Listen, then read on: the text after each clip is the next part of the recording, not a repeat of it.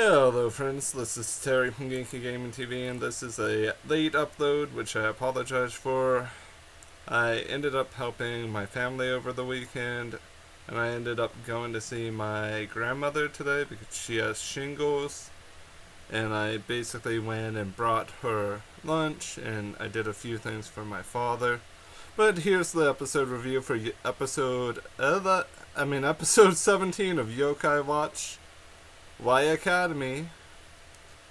It is called First Love Feels Like My Heart Is Not Here, or Hatsukoi wa Kokoro ga koko ni nai kanji. This episode stars our lovely cast from the Y Academy. Basically, our entire YSP club, but this episode only really focuses on our boy Sandayu Koma, which it should.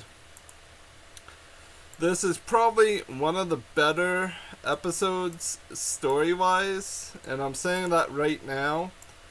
And the only issue is there was a little bit of clunky animation, but if you are not into animation, like if you don't know stuff about animation, you won't notice a little bit of clunkiness. So for the general audience, this is fine. But this episode starts off with our boy Koma, or Sandayu, not acting himself, and then we see Sandayu with a girl, aka plot device, Miss Sora.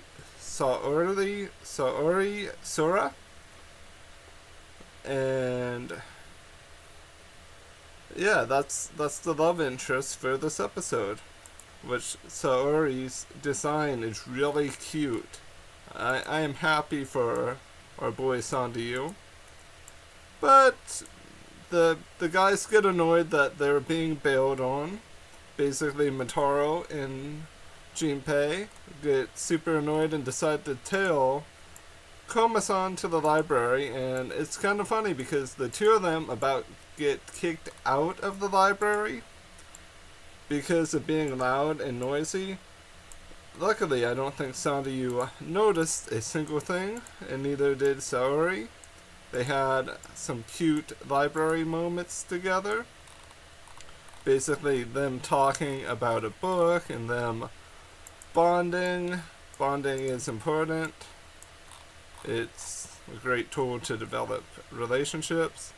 But the boys decide to go all good cop, bad cop, well, in this case, bad cop, on Sandayu. Basically grilling him about the girl from the library, and then he explains that they've been friends and been talking since they have a book that they mutually like, and that they like hanging out, and that's just about it with them being good cop, bad cop, or bad cop, bad cop.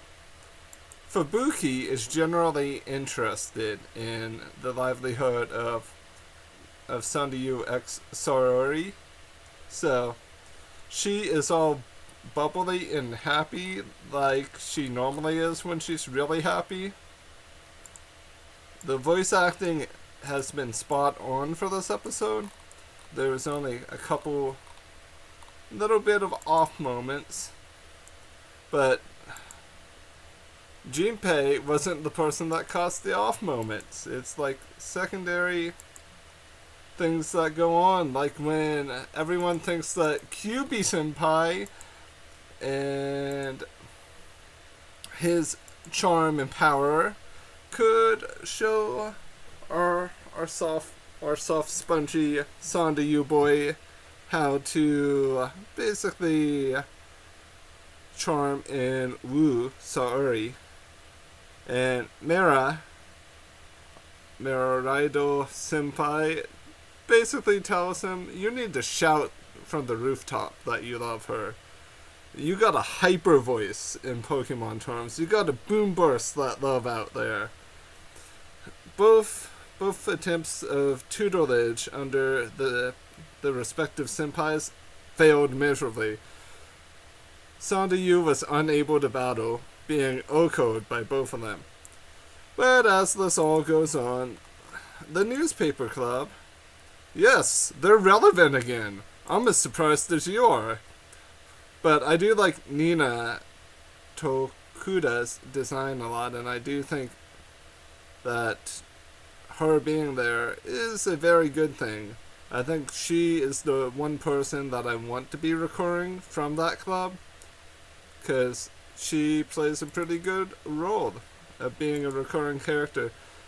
So, with all of this said, it turns out Sandayu's date with Saori is actually at a kisaten, or a cafe.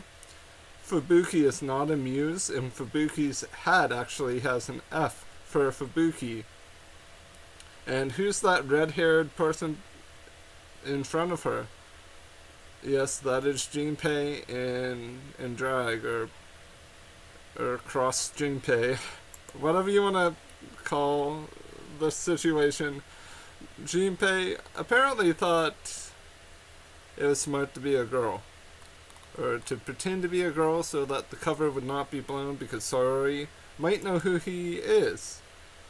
But with everything said, Motaro's actually relevant to plot this time, goes and finds the book that has been what was to be talked about.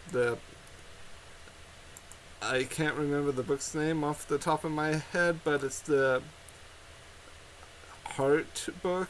Like, it's a book about love, written by, I think, Masao Fu... Is it Masao? Is Masao the guy that wrote it? Or was the guy just not named? I can't remember. But needless to say, this book is the plot device. This book actually has a lure plant inside. Or at least this is what I'm calling a lure plant. But it's basically Pakkun. Yes, our little Pakkun has grown up and has become a on-the-all beast, or monster. Which you'll notice with the vines trying to come out of the book to take Motaro's soul into the shadow dimension. Sandayu is eaten during the initial part of the battle by Soul Pakkun, and turns out Saori was just the bait, the lure, to make this lure plant work. We get a flashback of sad times to be had by Mr. Man, novelist, who is told that he has no heart and should not be writing about love, or about affairs of the heart. He and Soul Pakkun come back and they basically take down the shop. Basically, Soul Pakkun eats the person that gives this guy a bad time.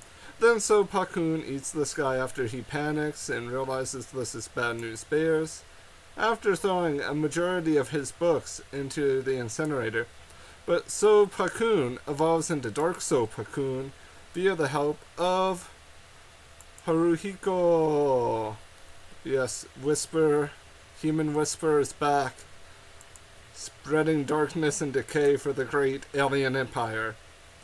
And I couldn't have been happier. It's like Hino knows that after Whisper messing with Nate's life, that we need this. So Dark Super Saiyan, Dark Soul Pakkun, captures everyone, including Motaro and Fubuki. But Shishio, aka Raido Senpai, comes to the rescue. I don't know where Kyubi Senpai is, but it doesn't matter. He's probably stalking Inra. Or Natsuki. So Kengo Benimaru is able to knock this out of the park with some flash and flare, and then the plant is destroyed and everyone is freed from the plant's spell. Saori can't remember anything that had gone on. She's almost like, who are you people? Why are you here? And then Sandayu, or Koma-san, shouts, you need to believe in yourself and your dream. And earlier in the episode, Sandayu had told Saori to continue following her dreams, or to go for her dreams, because those are what are important.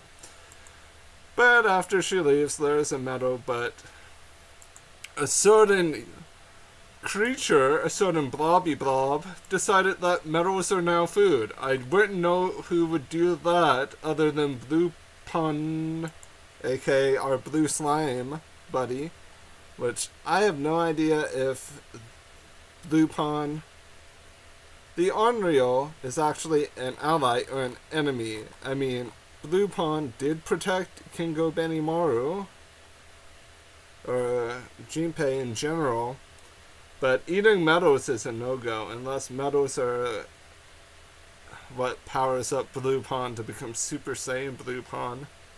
Because right now, Blue Pun is basically Michi, kind of getting in the way, being kind of wacky. To a small degree, is what I'm referring. But instantly off camera, Saori remembers everything. We get a little flashback, and then she's crying. She remembers that Sandayu Koma is a person. Sandayu Koma, our boy, is crying on the bench after finishing the book. And then there's Saori, and the episode ends with her asking, "Can I sit next to you? Or is this seat taken?" And then they see each other in the hall afterwards, but that screenshot wasn't really even necessary, so I didn't include it. All in all, this episode is much better written than some of the past ones. We currently are experiencing a roller coaster ride, episode-wise, and also with COVID-19 being a thing, all other episodes have been delayed, as far as I know. Ash Anime was the one who told me that. I'll keep my eye out for news, but I assume he'll tell me, or you guys will let me know when the next episode is available, but I'm going to keep my eyes out and peeled for that. But there will be Yokai Watch content, and it will be a little bit different. I'm not sure if I'm going to do more origins, or if I'm just going to do some interesting little factoid videos, because they might be fun. But I want to thank you for watching, and I apologize that this is late. You all are wonderful, and I do truly appreciate each and every one of you. Bye for now.